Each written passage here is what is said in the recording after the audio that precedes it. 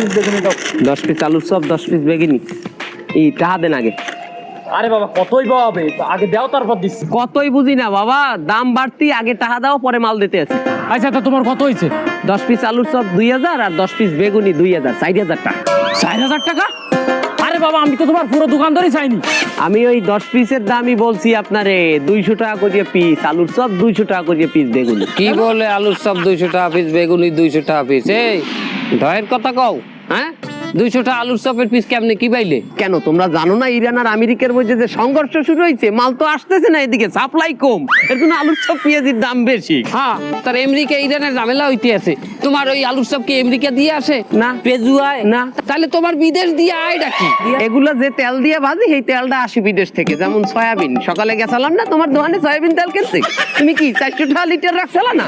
তা আমার তো ওই তেল দিয়ে এই জিনিসটা ভাজা লাগে নাকি? আচ্ছা ও নাই সয়াবিন তেল বিক্রি করে, ওর সমস্যা। তা আমি তো অকটেন পেট্রোল বিক্রি করি, আমার সমস্যা কি? ওই যে ওনার দোকানে আমি তেল আনতে মোটরসাইকেল লই গেছিলাম, এই মোটরসাইকেলে তো অকটেন ভরি, এই অকটেনটা তো তোমার দোকানে আমার বেশি দামে কিনা লাগছে বাবা, আর তোমার দার বাড়লে এটার বাড়বে না দাম? চলো, তুমি কিন্তু দুর্নীতি করতে আসো। এই যে তোমার আলুর চপের মধ্যে আলু দিয়ে যে আলুর চপ বানাইছো, পেঁয়াজের মধ্যে যে পেঁয়াজি বানাইছো পেঁয়াজ দিয়া, এগুলো তো এই আগেই তোমার দ্বারা স্টকে আনলে, তা তুমি এগুলোর আবার বেশি দাম নেবা? যুদ্ধ তো 2 দিন আগে বাজছে, ঝামেলা তো 2 দিন আগে বাজছে। তাহলে তুমি মানতে আছো যে যে জিনিস আগে রাখা থাকবে সেই জিনিসের দাম বাড়ানো যাইবে না? কোনোভাবেই বাড়ানো যাইবে না, এটা তো ঠিক না, এটা তো অন্যায়। তাহলে তুমি কেন রাখছো? তোমারও তো সয়াবিন তেল আগে রাখা ছিল, আপনারও তো ওই তেল আগের দিয়ে কেনা ছিল।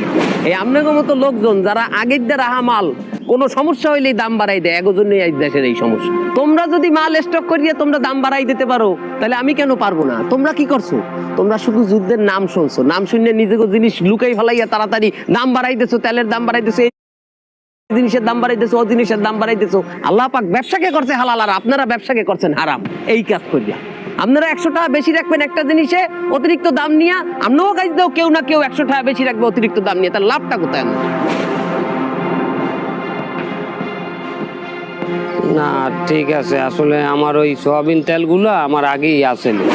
আমি ভাবতাম আমি ঝামেলার কারণে হয়তো তেলের দাম বাড়িয়ে যাইবে, এই জন্য আমার এই পুরান তেলগুলোই হান্দাই রাখছি আমার দোকানের নিচে, যাতে পরবর্তীতে দাম বাড়লে ওগুলো একটু উঠাইয়ে বেশি লাভে বেচতে পারি। এগুলো আমার মনে হয় যে ঠিক হয় না। না আসলে আমিও ভুল করেছি, আমি অকটেন পেট্রোল লুকাই রে মানুষে বলেছি নেই, আর যদি নিতে চাও তাহলে বেশি দামে নিতে হবে, এটা আমার ভুল হয়েছে, আসলে এটা করা উচিত হয়নি। তাও ওই আলুর সব পেঁয়াজি লাগবে না দেই আমরা। দাঁড়াও, তোমরা যে তোমাকে ভুল বুঝতে পারছো, এইটাই হয় না। আমি কোনো জিনিসেরই দাম বাড়াই নাই, উপরন্তু আগে যে দাম ছিল রমজানের আগে, হের চাইতে আমি 5-10 টাকা কমাইয়া আমি ইফতার বিক্রি করতে আছি, যাতে করিয়া রমজান মাসে রোজাদারদের একটা মেহমানদারির ব্যবস্থা করা যায়। তোমাদের যা যা মন চায় নিয়ে যাও, আর ভবিষ্যতে কখনো এই ধরনের